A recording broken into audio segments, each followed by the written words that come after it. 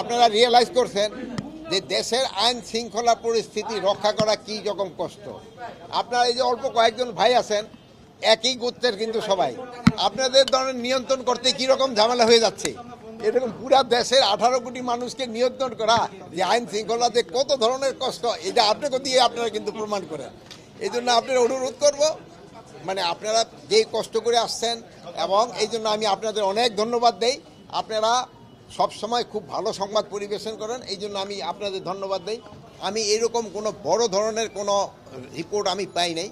হ্যাঁ, রাস্তাঘাটে তো 2-1টা অ্যাক্সিডেন্ট হয়েছে, এটা তো আমি না করব না, কিন্তু ওই ধরনের কোনো বড় ধরনের কোনো ঘটনা ঘটে না। 2-1টা ছোটোখাটো চুরি চেষ্টামি এইগুলি তো হচ্ছে, এটা না, বাট বড় ধরনের। এই জন্য আমি মোটামুটিভাবে খুশি, যেমন আপনারাও খুশি, আমিও খুশি।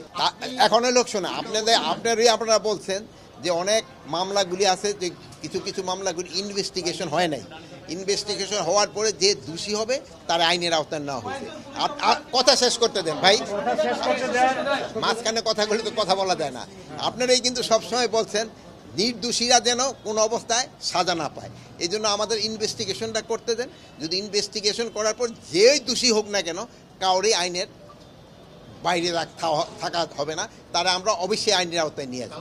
বলেন নাই ভাই, হাসতেছেন তো, বলেন, আপনারাই বলছেন, আপনার কথাই তো আমি রাখতেছি যে তারা ওইভাবে প্রমাণিত না হলে তারা আমি কেন একটা নির্দোষ লোকের কেন তো আমি সাজা দিব, কিন্তু সব একটা নির্দোষ লোকের আমি কেন সাজা দিব, একটা আরে ভাই শেষ করতে দেন, একটা দোষী দিয়ে হবে তারা আমরা শাস্তি দিব। এখন এদের ক্ষেত্রে একটা কিশোরগঞ্জে এদের ক্ষেত্রে ধরেন একটা উপদেষ্টাদের একটা 3 জনের একটা কমিটি হয়েছে, ওনাদের একটা রিকমেন্ডেশন দিছে, ওই রিকমেন্ডেশনটা পাওয়ার পরে ওনাদের যদি দোষী হয় ওনাদের ব্যবস্থা নেওয়া হবে, যদি দোষী না হয় ওনাদের আবার যার যার জায়গায় ফেরত আসবে।